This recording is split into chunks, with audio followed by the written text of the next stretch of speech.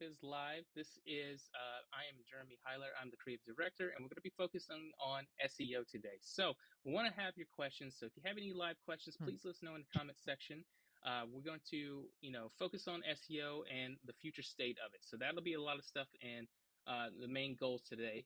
If you want to see us do this live, you need to join us on youtube.com/photobiz. You'll see the live stream there, but you can also join us on facebook.com/photobiz/live. You'll be able to see the live video directly there. But going forward, all our videos are going to be on YouTube just because it's easier to maintain and easier to search for. So you'll want to subscribe to that channel when you can, okay? So I want to make sure that's clear for everyone that is joining us, that they can watch this video anywhere, but this will, going forward into 2025, all our video content will be stored there. So our main focus of today, again, is going to be focused on SEO, and I want to introduce our guest again. Today is going to be Jack Ashley. He's our in-house SEO expert.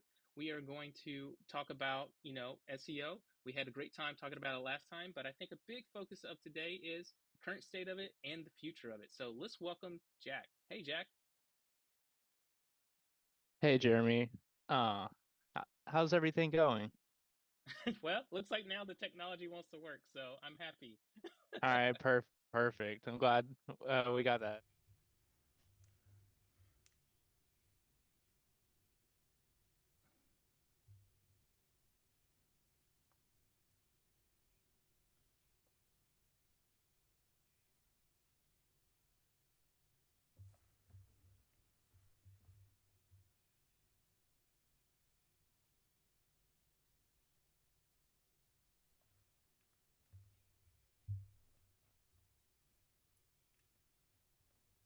That sounds awesome. So let's just dive right on in. So we are going to be focusing on SEO and AI and some other things about it, but let's just talk about the current state of SEO. What can you give us that you've learned about the current state of SEO and what that means for users right now?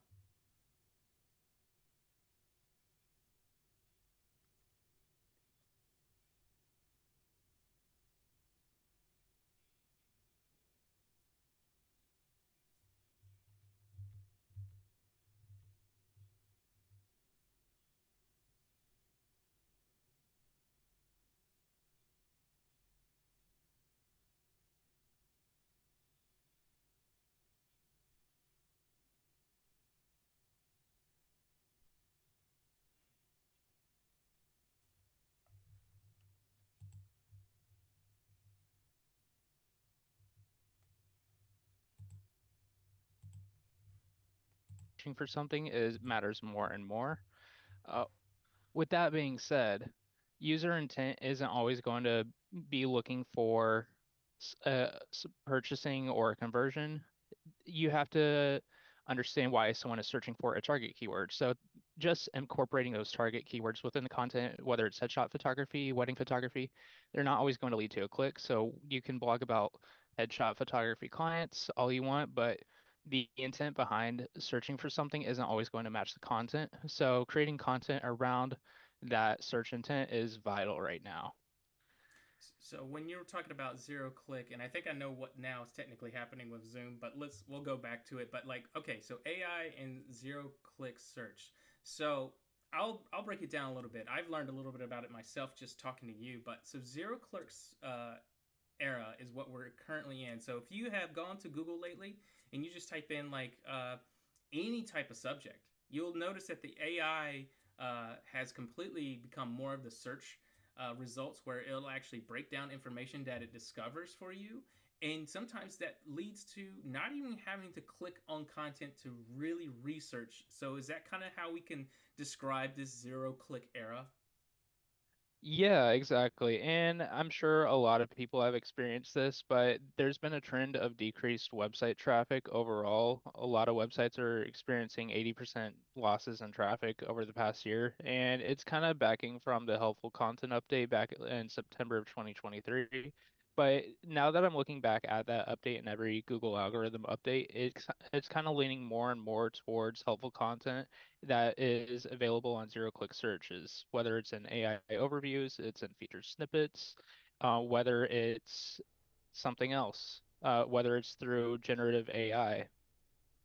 Yeah, from what I was looking at some other articles talking about how it's since like summertime, it saw an increase by 40% of just actual search results based on that, and actually how people have actually been interacting more with those systems and getting their results and not even going further than that. So if you have noticed like recently as a user, like, oh, there's less traffic coming to my website, that could be a prevalent reason why, because people don't even have to click to get information now. So if they were searching for like photographers near me, it might come up with a bunch of listings, and that's it. That's the source. And it's pulling from like multiple links and stuff like that. I just searched for something, how to connect my AirPods to my computer, and it found a result that was slightly out of date.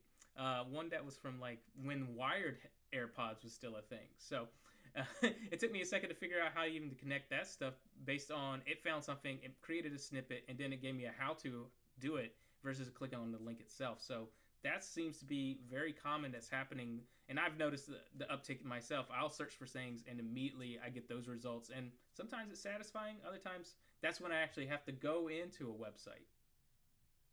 Yeah, exactly. And honestly, I would expect that to be more and more the case because Google is competing with AI. Like I said before, they lost their market share in all of search, so they're trying to win that back. And the big thing is providing information quickly to people. That's what matters more than anything. And with that being said, there's going to be trends of showing more and more information on a search result. So I've seen a few SEO clients that I work with have their contact info appear in search results. So they don't even need people on their website to get a conversion. That's incredible. So those things can happen. So they can still get results and conversions, but not even on their website. But having the website creates the source for the conversion, even if it's all Yeah, done in the exactly. search. That's crazy to think about. That the things have rapidly changed so much in the last. I would imagine the at least the last 24 months. It's Honestly, it's even shorter than that. I'd say the last 6 months, really. that's insane that it's just gotten that quick. Um, Hmm. So when we're talking about this, what are ways that users can, we're jumping around a little bit in our slides, but what are ways that users can work, I guess, in tandem with this, not against it? So the big thing is one, providing helpful and informative content that focuses around the user intent behind a keyword. But there's different ways you can go about that. So the way I like to do it is just think of a topic that would be relevant to one of the people I work with, and just conduct a simple Google search. What comes up in the top 5 search results, and then you can create similar content but provide unique insights that prove your value. That would be the biggest thing I've taken away is user intent, user intent, user intent. But with that being said, that will only get you so far with AI because AI is still developing and it doesn't quite understand web page text fully. Uh, Mm, it, so how it was explained in one of the webinars I watched is it takes every combination of text on a page and then provides the most relevant based on its own understanding of other context. But how you can go about doing that is creating schema markup. And there is a whole bunch of different types of schema markup, so it's very overwhelming. And whenever I was first learning, I completely was flabbergasted. So, but you can use AI to create schema markup based around your content, and it's really good most of the time. Can you explain what schema markups are? I mean, the layperson might not Yeah, even know what that means. yeah. So it's probably something some people have seen. I saw it whenever I was first learning about SEO, but I kind of pushed it off to the side because I didn't really want to learn coding. But it's basically a form of coding that explains the page structure and page content to search engines or website crawlers or AI in this case. And Okay. I don't know the exact amount of different types of schema markup, but there's at least like 50, I believe. But there's a few core schemas that you want to look at, and that's how to schema. That's organizational schema. There's web page schema. There is article schema, and they each kind of have their own place. It just depends on the type of content that you have. Well, that's very good to know. So, what are ways that people can implement this on their website strategy? Do they need to use a third-party tool? Do they need to use something like uh, Google Console, or is this something that they can literally put on their website? Yeah, so this needs to be put in head or body sections. I usually put it in head sections just because it's better for hierarchy a little bit based on what I've learned. But you can use schema.org as a resource. They have examples. You just need to change some of the coding. But or you could just paste your content into AI. Say this is an article I wrote, incorporate your name into the text, and then paste your text below that and ask it to generate article schema. Or you could use Google's uh,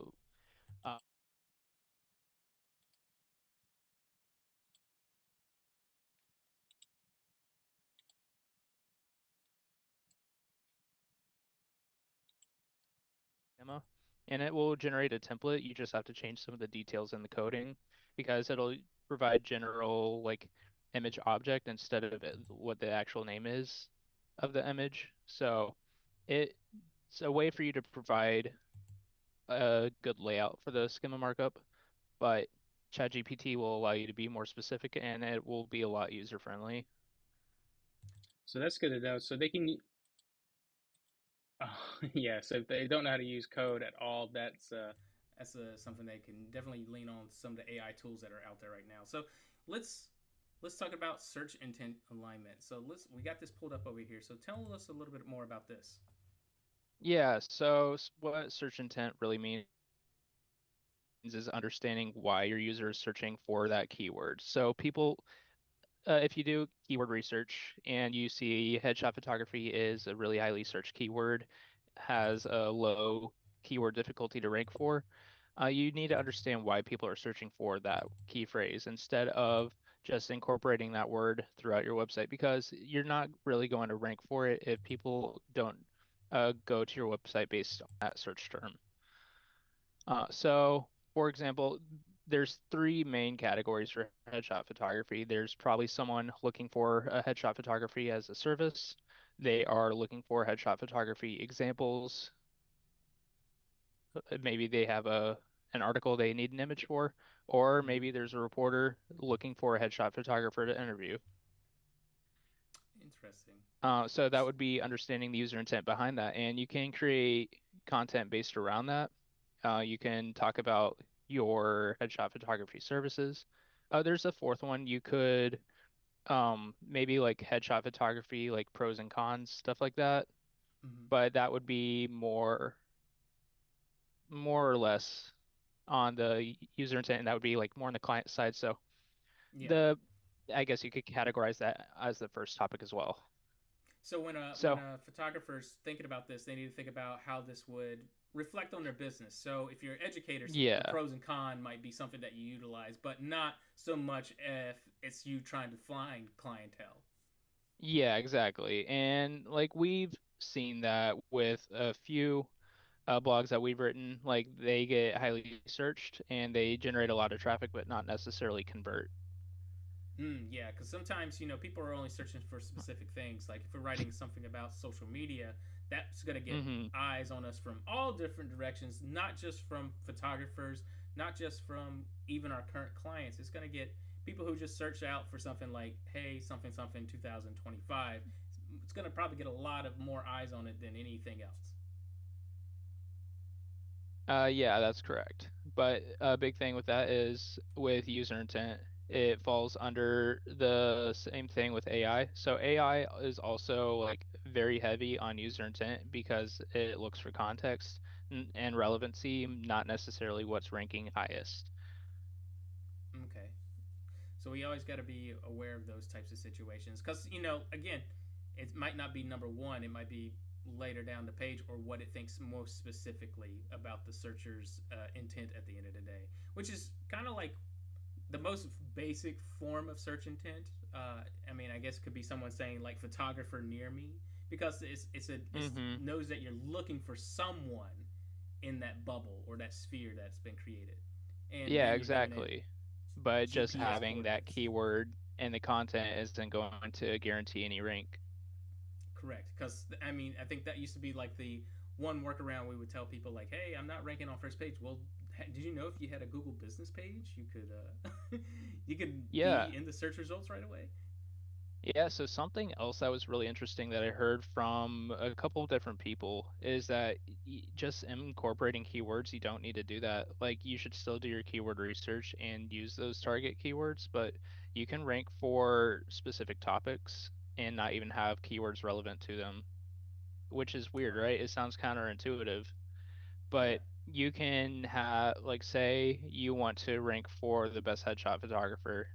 You can Mm-hmm. just talk about corporate event or corporate photography and showcase your expertise and still rank really well. Yeah, I mean, it's kind of crazy that to get good SEO, it's still like foreign. Like it's always going to have something new and something that we thought we figured out. It's no longer the case. Like keywords, people still struggle with keywords so much, but it's such a Hmm. low piece of this now. Not even like it's like such an old factor. It's old internet. Yeah, like the way it was explained is you want to be relevant to the topic, not the keyword. So yeah, I think that's very interesting to say that. So if everyone hears that, be relevant to the topics, not the keyword. And I think that goes a long way for a lot of people. So you users out there still keyword stuffing your pages, it's not doing anything. Yeah, so the big thing about ways to improve topic relevance is just create content for the user. Don't create content just for the sake of creating content. Don't create content just because you think it'll boost your SEO. Create content that is for the user and it would be informative and useful for users. That's good to know. So user engagement and technical performance. Let's talk a little bit about that. That's our number 4 on this list. Yeah, so we'll focus on technical performance. So Google has gone back and forth with saying that your core web vitals are good, your core web vitals aren't a ranking factor, but in reality they are because if your page doesn't load quickly, then people are going to leave and cause a high bounce rate, and that's just going to drive traffic away and decrease ranking. That is part of one of their user signals that they determine rank with. Others are page interactions like scrolls and clicks. But from what I've seen, clicks across all websites are down. People are just scrolling and scrolling, looking for information. Hmm. But that would be the user engagement side of things. But the way to go about do that is create sitemaps, site links, promote enter website travel. Because if something's too hard for people now, they're not going to do that and just click away. Yeah.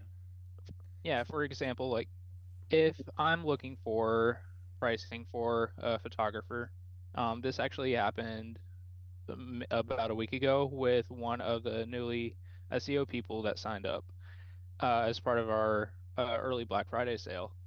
And I was just looking through their homepage and it was only gallery images. And Mm. uh, they have had some website tracking on their website, and I could see where most of their traffic was, and it was their homepage, and most people didn't click through to another page. So Wow. it's whenever you don't have information that's fast and present on on a website or a web page, then people tend to bounce more than they look to investigate. That's very interesting to know. So, do you think in the last few years, because a long time ago it used to be less people scrolled, and like data would support like people weren't scrolling, but do you think social media has trained people to scroll more versus clicking through like a website? I think so, especially with mobile websites, because you have platforms like TikTok, you have Instagram Reels, you have YouTube Shorts, you have Facebook Reels. They're all doing that. Mm-hmm. And then even without the real content, you have people just doom scrolling through a social media feed. So they're So just they're gotten really, so common. yeah, yeah. So the big thing is you want information to appear fast, otherwise they're gonna have a short attention span and move on. So do you think having a longer, like, for a while it was like, oh, one page websites were a thing and then they went away. Are they, do you think they're necessary?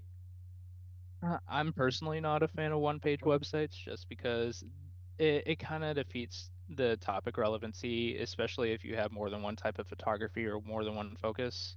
Mm-hmm. Because like say you're writing about sports and you want to be found for football, but you also write about basketball and it's all on one page, Google's gonna get confused. You're gonna partially rank for football, you're gonna partially rank for basketball, but you're not going to be strong in either category. And plus, Yeah. more often than not, one-page websites just take forever to load anyways, especially on mobile devices. So I'm Yeah. not a fan. Yeah, and I still feel the same way. Like I'm not a one page website person. So I think if people are scrolling more, or just because they're more intuitive now for people with mobile devices, I still think it's relevant for people to create, landing page experiences per topic. So like you said, like with sports, if someone's doing has a page, it should be dedicated to basketball, one should be for baseball, one should be for hockey, one should be for, and so on. Everything should be dedicated because it's going to help at the end of the day, instead of make it murky for Google, because it's still a balancing act, because if you put Oh too much yeah. of everything, it doesn't know what to rank you for, right? Yeah, and on top of that, you want to keep the user in mind. They're gonna want easy, or they don't want to search for one thing on a page. Like they're not gonna want to scroll 12 inches down just to find something they may want to read. But if they're interested in hockey like I am, if I see a sports website and don't see like a hockey tab, I'm just gonna click away and look Yeah, at like for sure. Sportsnet or something like that. No, that totally Uh, makes sense. So So let's yeah, see. that would be the biggest thing with user engagement and technical performance. You just want something that's fast. You want something that's easy to access and promote like website traffic throughout the website. And then for some And other there's ways stuff to that go we about got. doing that. Yeah, go on. So there's a few different types of user experience tests. There was a Google podcast that talks about this from someone from uh their storefront page that is over their UX design. And they talked about doing cognitive walkthroughs, like is something easy for the user to understand? So like does the user know to click this button to go here, for example? Mm. And then there are user journeys, which that's more of like you taking on the role of the user and just examining your website, which we have great articles over at blog.photobiz.com/SEO. Yeah, we have a lot of great content that you can always research. And again, if you want someone like Jack to be able to look at your SEO, it's a great time to actually jump into that. And we'll have some promotions that we can talk about, especially that are going on for Black Friday towards the end. So definitely look at that if you actually do need SEO help. Because at the end of the day, yeah, you can do it yourself, but it's always nice to have someone that is, more intelligent about this than myself. I always be like, Jack, is this right? Because I don't know. No, I don't know everything, and sometimes it's hit or miss. But it's always nice to have someone that is definitely up on all this stuff, who goes to these workshops, who goes to these events, that understands the changing landscape for it. Because something that worked 10 months ago is probably not even relevant now. That's just how this whole formula constantly changes. So we're talking about the current era of SEO today. So if you just joined us, some things that we talked about so far is the search, the zero click search options, and we focus on those four topics. So again, a little bit more towards it, a shift towards entity search, some contextual relevance, using schema to clarify for these relationships between the entities, like the brands, locations, and products. And you need to build brand trust by ensuring consistent representation across all digital platforms. So be in sync. We used to call it NAPs, right? But you need to make sure everything lines up properly. your name, your addresses, your phone numbers, but also making sure that you represent your brand properly too. Um, can you go into any more details about that? Yeah. So the big thing with schema markup we already covered, but there's Mm-hmm. various types that it's very dependent on the type of content. So there's brand schema. It's also known as organization schema. It just kind of helps you. Sh It highlights what the brand is associated with the web page. Mm-hmm. But there's also um there's also a type of schema called same as schema where you can actually incorporate links to all your social media for the business, and it will apply that schema or apply those links to the brand name, which is super useful, especially with AI overviews, and any LLM models. Oh, that's very cool. Yeah, so then you can use FAQ schema if you have like common questions you have listed on your website. I see a lot of web pages have FAQ sections through in a few different formats, and that just kind of helps with rich results as well. But it also helps categorize that with AI and other LLMs, which is a large language model. So like ChatGPT, for example. So when we're Um, looking at the schemas and stuff like that, again, you said just put it in the body of. Would you do it in the header or like of the I entire I website? normally put it on the page header. Since Mm-hmm. the schema is very specific to the content on one page, you just want to put it on the header for that specific page. Gotcha. So So yeah, on our website builder, you can click the SEO section on the mm-hmm. top right corner, and then just click tracking and put it in the head section that has brackets. Perfect. So you'd want to do it by page to due to its relevancy. So if you do have like an FAQ page, this is where you can put that schema data that is incorporated to that page's details. Yeah, exactly. And we'll be coming out with some articles next month about how to write schema using ChatGPT on the Growth Hub that I'll make a few different variants depending on the type of schema as well. So be on the lookout for those. Yeah, that's great. Let's see. Internal linking. Build robust internal links to establish topic authority and guide bots to important pages. I think we kind of talked a little bit about that. Is there anything else? Yeah. Yeah, so this kind of goes back into that like single page traffic and not having a lot of traffic on sub pages or other pages that aren't their home page. So you want to promote internal linking through, or you want to promote internal traffic flow through internal linking throughout the homepage. Just have links to other core pages like your about page.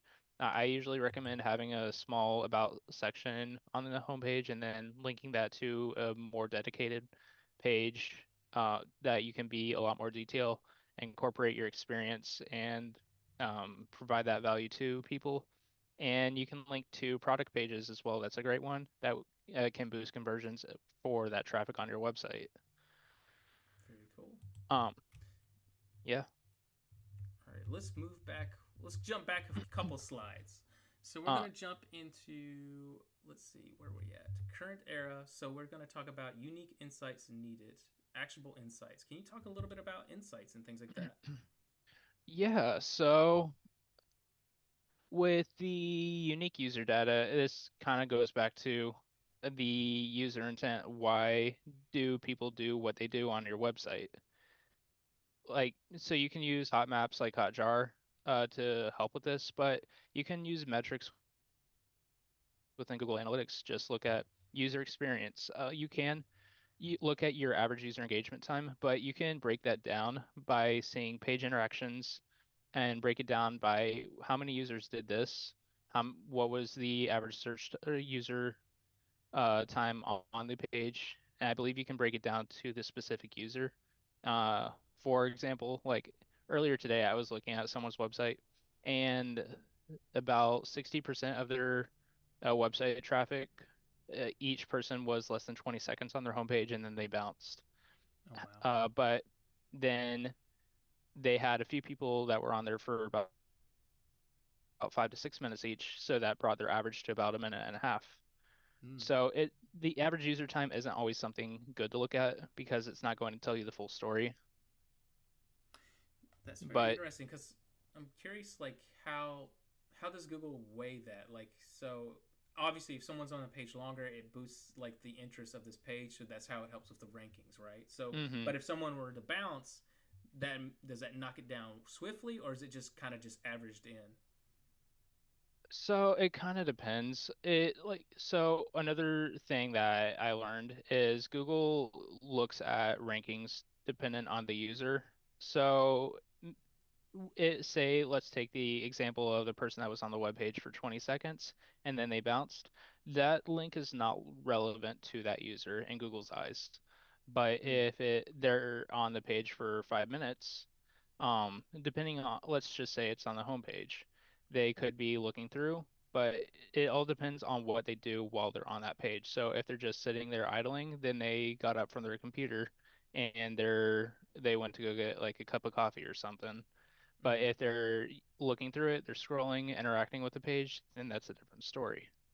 mm. So it Yeah, all depends on user interaction with the web page. and the way you mentioned it just now, does that mean like say that user that bounced, it's not going to show as much relevance like topics in the future for that person possibly?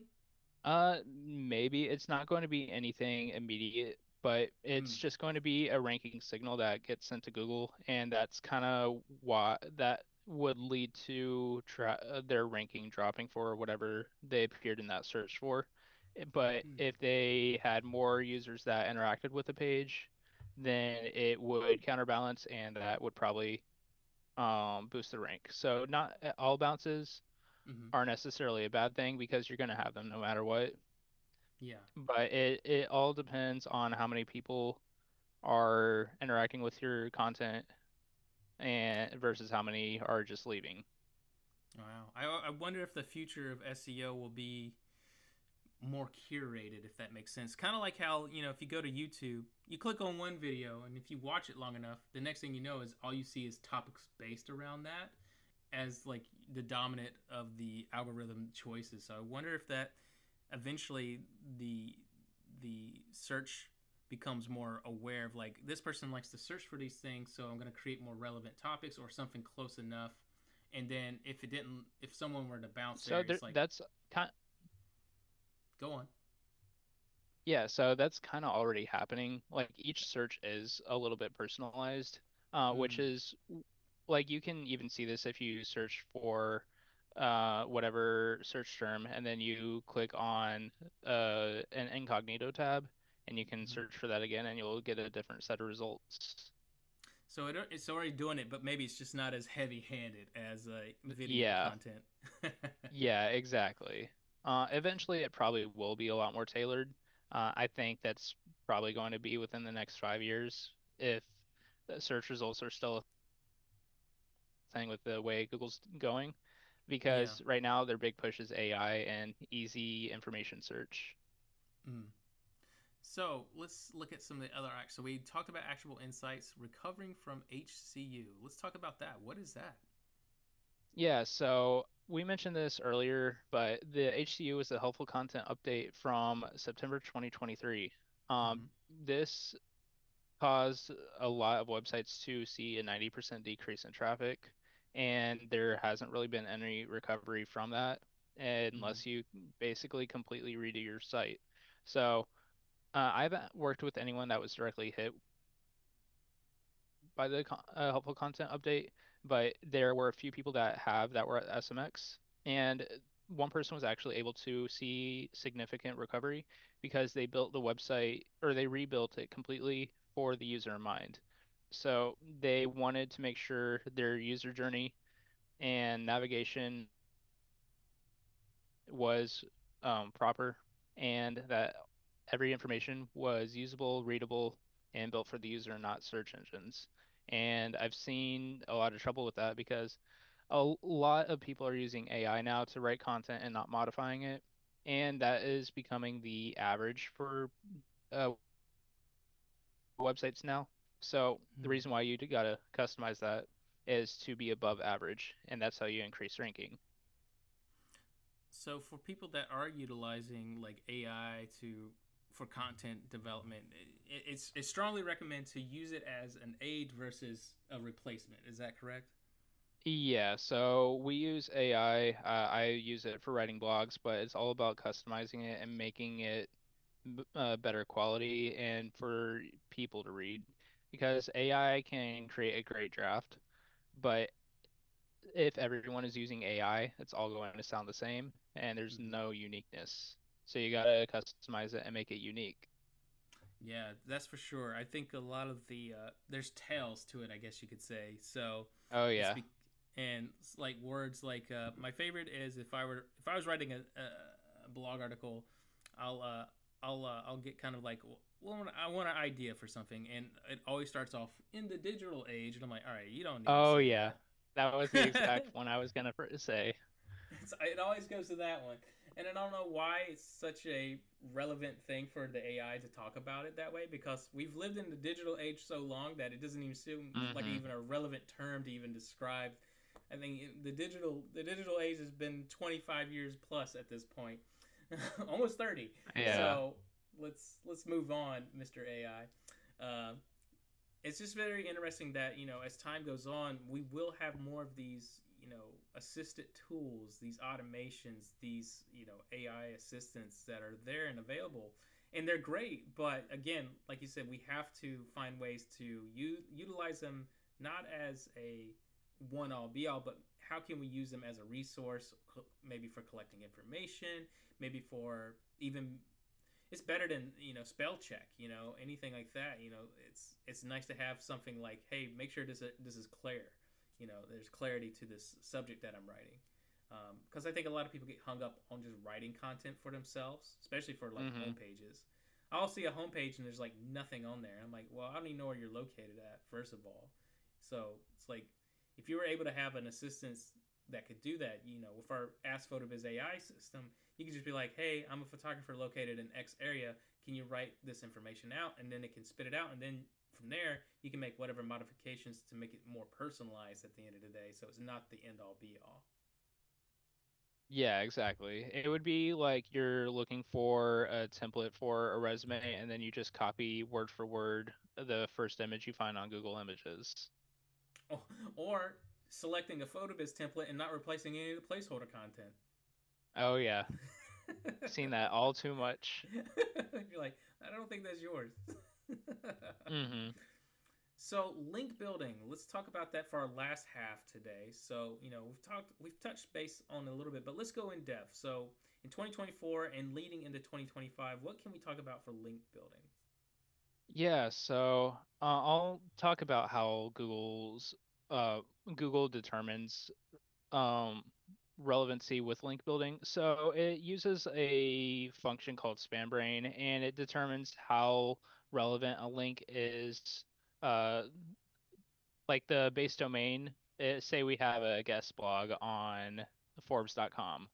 Mm-hmm. How relevant is Forbes to us, and is that link generating traffic that leads to people interacting and using our platform? So if that has a high amount of people doing that, then that link is relevant and it would be a good quality link.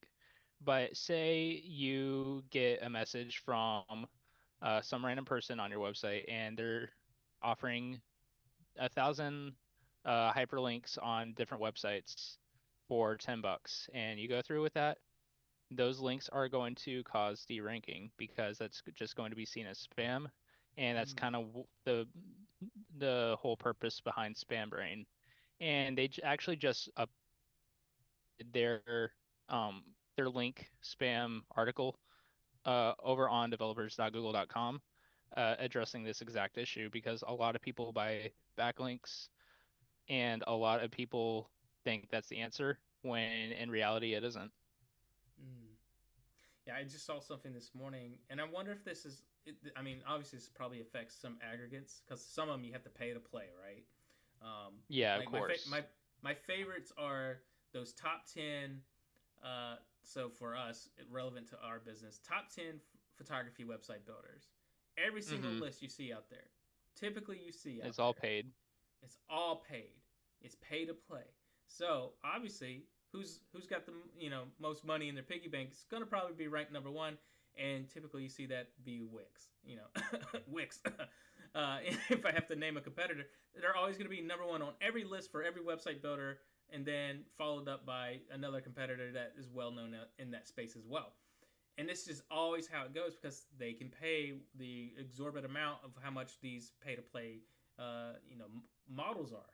Now, I saw recently the FTC just basically said there's now a ban on like fake reviews and stuff like that going forward. And I'm guessing this is going to really change that model a little bit. I'm sure they'll always find a way, no matter what. But it's going to break down their relevancy scores and things like spam brain and stuff as well. It's going to start saying these aren't relevant ways to look at this type of information.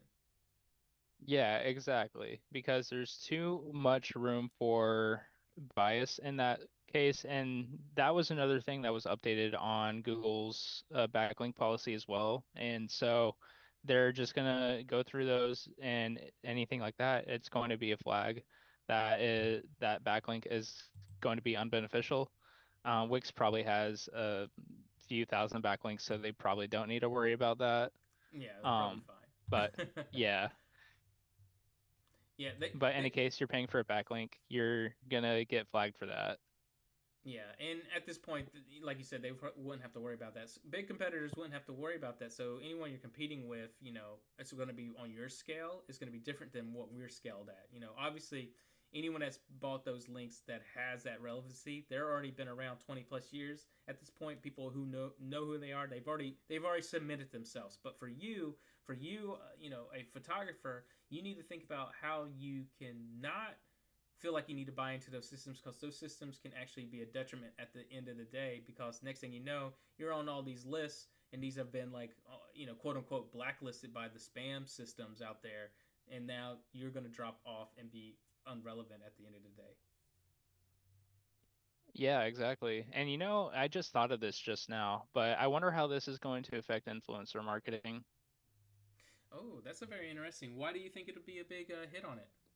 Yeah, so the big thing with influencer marketing, let's just say YouTube content creators, for example, Mm-hmm. they get a backlink with like with a special promo code tied to it. That Yeah. is still technically a backlink, even though it's a paid promotion. It's indicated as a paid promotion. But I'm wondering if that's going to be seen or be part of this flag, or Yeah, so it, like almost like affiliate marketing. yeah, So yeah, I wonder how yeah, those would be affected. yeah. I'm wondering how they would defer those from something like a paid top website builder article. Yeah, because at that point they are being pay to play as well, but like in a different manner. I mean, obviously, yeah, maybe it comes down to Hmm. if they uh, put that acknowledgement that it's a paid sponsored post or something like that. Maybe that's how it bypasses that hierarchy. But if someone's just sitting there in a video talking about said product but not really talking about that product, but you can see like say it's like Pepsi and they have a Pepsi in the background, obviously you could say that that was a Pepsi ad but they never acknowledged it, then maybe that affiliate link doesn't get promoted because it wasn't acknowledged. It's a lot of Yeah, things that's to possible. that's a But lot of then things to again, think about. yeah, those links that yeah, I'm just thinking that like some of the top website builder articles have indications that the all the links are paid links too. So I wonder how that would Mm. factor. That's true because a lot of those are like, with those top tens. If you read the fine print, it says we get paid if you click here or something like that. Hmm. So no matter who you sign up for in their top 10 list, these are the top 10. But guess what? They get paid out for any person you sign up for. Um, Hmm. and the same thing with some of those videos out there. You'll see that. And sometimes they have to acknowledge if it's paid promotion, but there's some out there that are linked to these official websites that don't acknowledge that they're getting paid, but have the you could see it like in their in descriptions. They'll have like website builder.com slash their promo code slash link. So it'll have something like that. So that's definitely to be considering in the future. So you got to think about these backlinks and these old systems, there's every you can't buy in. I guess at the end of the day is what you really need to say because that's going to do more damage at the end of the day than good. Yeah, exactly. So the big thing with backlink building is you need to be listed on relevant websites. So let's say you're a headshot photographer, you just took a corporate company photo shoot, try to get listed on their website as their personal photographer. That would be a great way because it's relevant to your business. You could always create a dedicated page for that company as well on your website. And then you could also link back to theirs, and that way you have that cross posting. Yeah, it's just reciprocal at that point. Yeah. Hmm. So guys, Yeah, exactly. guidelines for strong making a thoughtful anchor links to integrate natural content. So if people don't know what anchor links, can you describe what that is? Yeah, so anytime you see a hyperlink, but it is a line of text, that's what an anchor link is. And then whenever someone clicks on that, that directs traffic to whatever the link is pointed to. Mm-hmm. So with that, the best practices, whether it's on your website or it's on someone else's website, you want the text to be relevant to what the link goes to. So let's say for example, we have a blog on whether hashtags still matter. The hyperlink could be hashtags, for example, or you could be a little bit more in depth. You could say, do hashtags still matter? Very good. That's interesting. So, do they still matter? So it's still driving interest that way anyway, because it's kind of asking a question on behalf of them. Yeah, exactly. And you just want to put that text naturally within the content of your page wherever you have it. So if you have it in a paragraph, for example, and you just want to say, you can check out our article on do hashtags still matter and hyperlink do hashtags still matter. Stuff like click here, click this. That's not informative, that's not helpful, and you're going to get flagged. Okay. And then we're looking at such tactics. We've talked a little bit about resource link building, how you can partner with a complementary website and target the same audiences. You can offer tools and guides and free resources to encourage organic backlinks. That's easy enough, you know. So something Hmm. that we do is we offer a lot of free like downloads and stuff like that, and that helps build up an audience. It helps build up newsletter lists, but at the end of the day, they're getting something free out of it, and we're just offering them options if they want it. So it's a win-win for everyone. Digital PR, create unique, timely content such as digital visualizations or interactive elements to attract attention from media outlets. Can you describe that a little bit more? Yeah, so it kind of goes back to creating informative and helpful content, but in a graphic sense. So you can create a graphic that showcases statistics or just Mm, informative points, and that can appear on Google Images. People use it, and they usually cite the source for that image just so they don't get copyright claimed. very cool. I mean, it's simple enough. It's just creating content based off resources. Yeah, exactly. And the And big thing then, with that is just make it informative and high quality. yeah. And the last one we have here is unlinked mentions. Reach out to websites mentioning your brand but not linking and provide a compelling reason to add a link back. So if someone is mentioning you, you should find a way to be like, hey, can we make this work, right? Is that kind of the idea? Is just say, put a link for me, please? Yeah, exactly. Because it's not going to take any time from them doing that. So there's two ways that are pretty easy to do. You can just search for your company on Google News, and, Mm-hmm. and you can also create Google alerts for some target keywords, whether it's your name, your brand name, stuff like that. And so, another topic that isn't mentioned was use report platforms. So there's two that I like to use, and one is called Quoted .com. It's Quoted.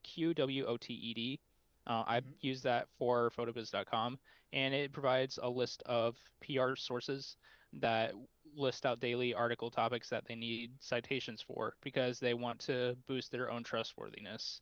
And then there's a new one that I've been looking at called Source of Sources. It was from the creator of an old website called Haro, which was Help a Reporter Out. They got bought out and then they're actually closing down now. as of a month ago. So I was sad to see that go, but I found Source of Sources, and it's basically a daily email about 20 different article pieces. And if you're relevant to any of those topics, reach out to the reporter. Oh, that's fascinating. So, even if you're a photographer, these are ways for you to connect. If you're an artist, photographer, some type of creative, you have the abilities to reach out to these outlets. If you are the expert in that field, you could possibly get linked on to Forbes as, a leader in that industry. So think about those things and how you can leverage that, because it becomes a great backlink for you. Become something that you can showcase, like I'm featured in Forbes and stuff like that. So like think about those types of ways that you can leverage these links, or even your local news. I have seen some people who, have a photograph that they shot that gets on their website and they don't get attribution. And the easiest attribution to do that is just add a link back to your website. And the next thing you know, now you have an attribution point, and that backlink is creating, if anyone clicks on it from that news article, boom, you're right over. So, we're pretty much at the end of our conversation for today. I want to thank Jack for talking about this. There's a lot going on. We're going to be having some cool new stuff coming out in the next couple weeks. We have some new things as we join, 2025. We're going to have some great new classes that we'll be promoting. I do know that one class that I'll be teaching for masterclass this year will be with SEO, and I think we're going to have Jack back on that. We'll be talking about strategies that you can implement for 2025 and ways that you can create that. And it'll also showcase how you can do it actually in our website builder if that's something that you want to know more about. We'll have more details soon. You can just go find out at masterclass.com or masterclass.photobiz.com. You'll find out more details there. Some other things that we can also talk about is, let me pull it up real quick, is our Black Friday stuff. So if you go to our Black Friday events, you can see our Black Friday sale. It's the biggest sale of the year, 50% off on pro services. If you're signing up for the first time, you can just go to the website, and I'll show you how to do that in a moment. But if you're a current customer and you want to take advantage of these pro services, go to our links that we have available. You can go to our landing page, photobiz.com/Black Friday deals. You'll be able to see that. And here you'll see all the deals and promotions that we have, 50% off on everything. One of my favorites is the coaching. You'll actually get 2 coaching services within that. So take advantage of these featured deals that we have going on. They'll be dropping and they are out now. So you have our links in our social medias that you can drive yourselves over to here and take advantage of these promotions while they're going live. You can also check out our blog.photobiz.com for lots of great content. You can see some content that Jack has written, such as how to evaluate your website's usability. This is a great article. And then how to analyze user behavior to understand the user's journey, and how to analyze your website with cognitive walkthroughs. So this is a great way to break down some of the stuff that he was talking about, that he's learned about recently, that is going to help explore how your user thinks. And this is going to help you create better goals and better user experiences at the end of the day. So you definitely want to check that stuff out. Again, it's at blog.photobiz.com. You can check those out now. And if you ever need to, you can also go to our education.photobiz.com. Here, you'll have our resources for our coachings. If you want to sign up, again, 50% off right now, but for 1 hour, you can get a lot done. You can see for $150, design services, e-commerce, even SEO. So if you just want us to take a look at your SEO before you do a full-on SEO service, this is a great place to explore those options available. You can also go to our website, go to photobiz.com. If you're signing up for the first time, you can click on the sign up icon. Right now, 50% off on annual. So if you sign up, we put BF24 here. If you use BF24 and apply it, you'll see $150 for your first year annually when you sign up. What a great promotion. I use it all the time whenever I have to create a website for my friends or for myself if I need to create a new website. I love signing up at this time of the year because it's just a great way to save a lot of money right off the basis, and you don't have to worry about it for an entire year. So let's focus on those goals that we have set. These things are available. You can take advantage of them right now. Our Black Fridays, you can always see these results. If you go to our Instagram, you can always click on instagram.com/photobiz. There you'll see all our links that are available. If you need to get to these things quickly, you'll see it right here in our makeup. When you click on these right here, you'll see all the links. So if you're a new customer, you can sign up for those 50% annual plan. If you're a current customer, you click here and go straight to those Black Friday deals. So these are all available. And if you want to click on our social at photobiz.com/social, you'll see those Black Friday links are here as well. So we have everything. We've made it easy for you to get that information, and that's what we're working with right now. So again, I want to thank our guest today, Jack, for spending time with us, talking about some really relevant stuff as we go into 2025. Uh, Thanks again for joining us, Jack. Yeah, no problem. I had a great time. Yeah, I had fun. We'll be doing more as we go into next year, and I can't wait to do the masterclass stuff. I think we're going to learn a lot of great stuff during that time. So, thank you all for joining us today. We'll see you next time, and I hope everyone has a great weekend. And if we don't see you then, have a great Thanksgiving if you celebrate in the US, or just enjoy your holidays, do some Black Friday shopping, get some really cool stuff. All right, see you then.